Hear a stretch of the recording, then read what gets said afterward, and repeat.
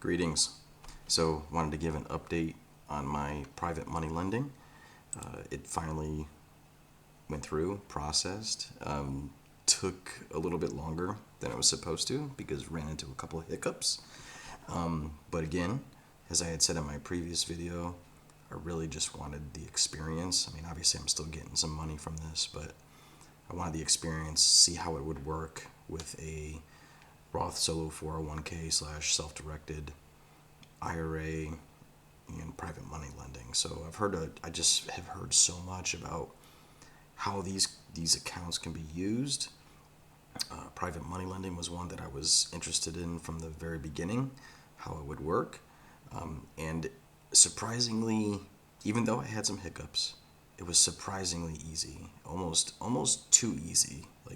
Like it feels like it's not like a secure transaction almost. But I have a promissory note, and if something happens, it looks like I would have a certain amount of ownership within the flip. But like I said, it's with Tony Robinson from Real Estate Rookie Podcast. I mean, well-known guy. So I don't foresee any issues. And one of the things that they do when you first start the process is they send you a video and basically break it down saying, hey, look, this is how it's going to work. This is what we're looking to do.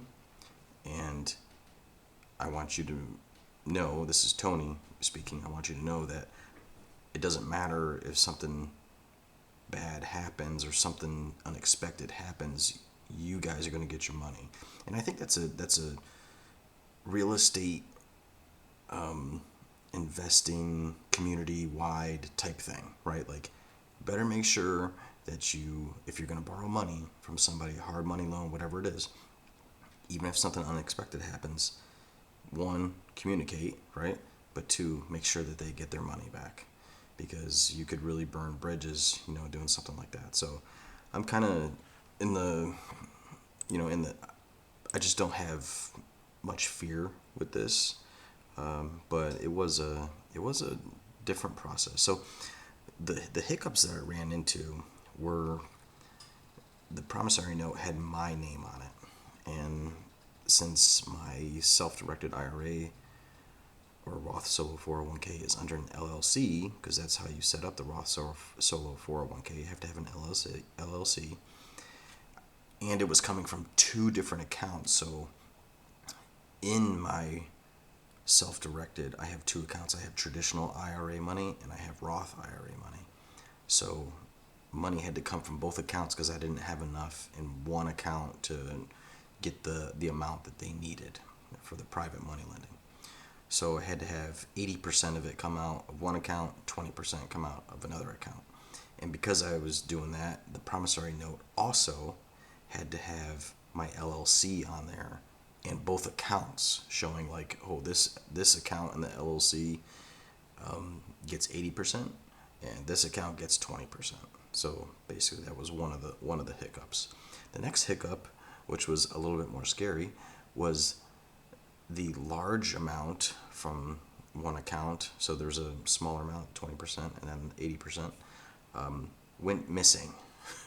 So, and it was missing for a little bit, about a week, until we figured, I was traveling as well during that time. So it was hard to kind of do some things because I had responsibilities that I needed to do throughout the day.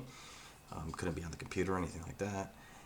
And so it was kind of difficult, but we got it figured out. I was able to get like the tracking numbers and the wire transfer information from my financial institution and get that to the escrow company so that they could talk to their bank and find out where it is. And they found it. And I can't remember what she called it. It was like, I think it was like the dead wire transfer section of the bank or something. So I never heard of that before, but that's where that transfer was sitting. It was sitting in the dead wire transfer section of the bank, and that's why they didn't have it in their account.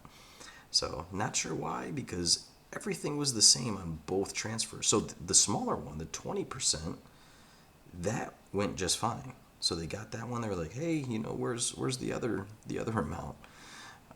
So that was a little odd. I don't know if like the amount of money like triggered it somehow. I'm not really sure what happened there, but they found it.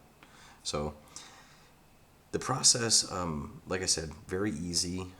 I could go into more detail with it, but if you have any questions about it, I'm by far not an expert, or am I saying that right?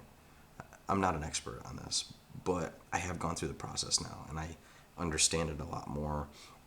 And I don't know that there'll be much update over the next year or so, but I'm going to, probably see if they'll give us updates on like timeline, things like that. But I imagine I'll give another update video once I close out this whole thing and receive the money back. All right. Appreciate you being here, and I look forward to continuing this and letting you know how it all works. All right. Take care.